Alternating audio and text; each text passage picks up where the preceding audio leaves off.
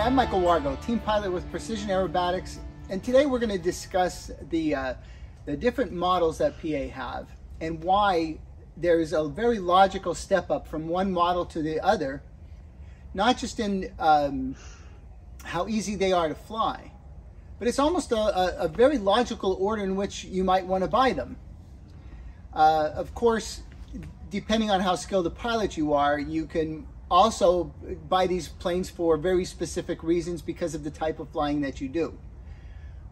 First of all, I'll discuss that. Depending on the type of flying you like to do, if you like pure low and slow 3D flying, the XR series is just amazing. The XR61 is, Dan calls it the gentle giant. For that type of airframe, it's very floaty. Rolls very deliberately, really nicely, and it does that low, slow 3D stuff exceptionally well. The Addiction, of course, is for someone who's very interested in doing all those things that the Addictions are great at. Okay, the Addictions are, for the most part, you know, they're a kind of a training aircraft, but I'm an experienced pilot, and I love flying all kind of 3D and everything like that, and I do not enjoy the Addictions any less than I enjoy any of the other planes. They're just a bit different. But for the sake of our discussion today, when we are looking at progressing through the models, okay, there's very logical reasons to go from one to another. The Addiction is the ultimate floaty, easy to fly, give you a lot of time to react aircraft. We recommend that the Addiction be your first 3D aircraft, even though it's balsa. Okay, with the Addictions, they tend to want to feel like they're floating, like they're almost a little lighter than air, like they have a little bit of helium in them. Like when you flip them over, they just, because the wing is so big and the plane is so light, it just doesn't want to seem to fall with gravity like the other planes tend to. I always complain about competitors because the planes fly so heavy that you need so much vigilance on the throttle control. Well, this softens all of this.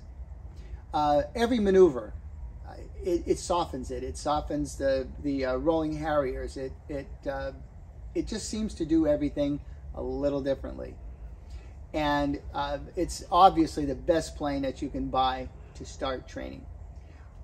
Once you graduate from the Addiction, now not to say that you can't fly the others unless you do it or vice versa, but once you feel really confident and you're really ready to hone your 3D skills some more, I think the XR series is a great next logical step because it is not quite as easy to fly as the other one. I mean, to do the 3D stuff, it's very easy to fly.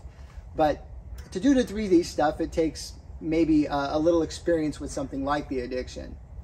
Again, as Dan said, it's a gentle giant. I love flying it very, very much because it is floaty, but it also has that really traditional look of a scale airplane, you know, like an extra or something like that. It has that nice scale appearance. And, you know, I really love the way the XR series looks.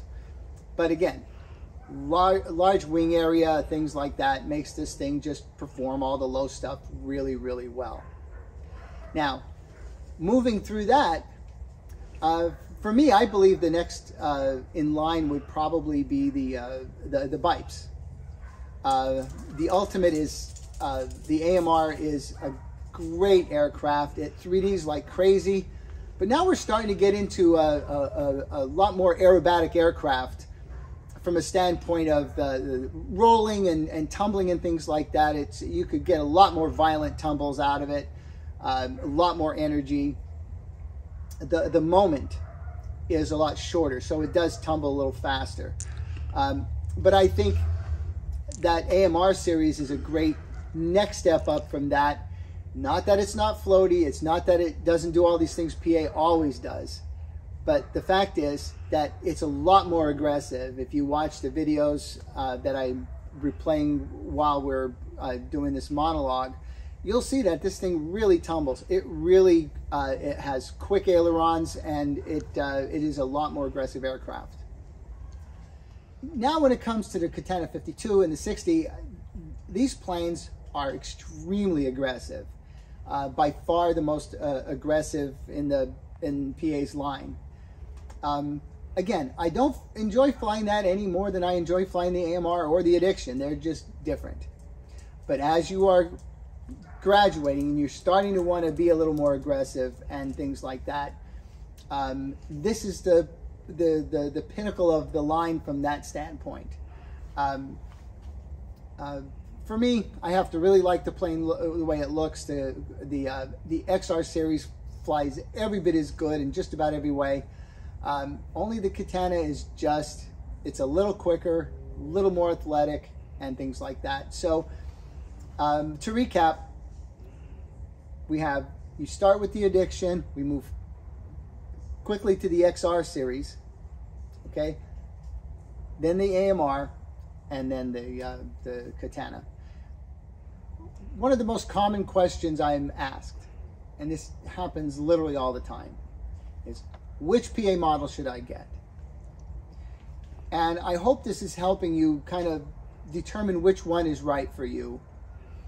But a lot of the people who are just getting into 3D for the first time tend to gravitate towards PA because they really have aircraft that are so much better suited for beginners. And even though their planes are as capable as any aircraft on the planet, they're still, because they are lighter, they do fly a little better, and they fly a little lighter. You know, a lot of people just starting into 3D consider, you know, PA the optimum choice. And if you are going to do it, I recommend, if you're just starting the Addiction, if you're, you know, ready to move up to something else, you should try the XR series first before you do the AMR and the Katana. But that's my advice. That's the line, and good luck.